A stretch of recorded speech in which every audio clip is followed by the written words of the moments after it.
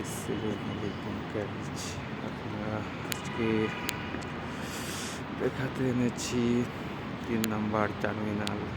নতুন বিমানবন্দর তৈরি হচ্ছে এখানে, এখনো চালু হয় নাই, আস্তে আস্তে চালু হবে। বুঝতে পারছি বিমানবন্দরটি কত সুন্দর।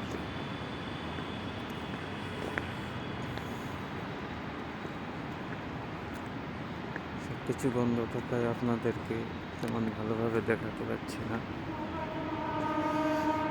আশা করি আস্তে আস্তে যখন চালু হবে আপনারা আসবেন, দেখবেন, খুব ভালো লাগবে।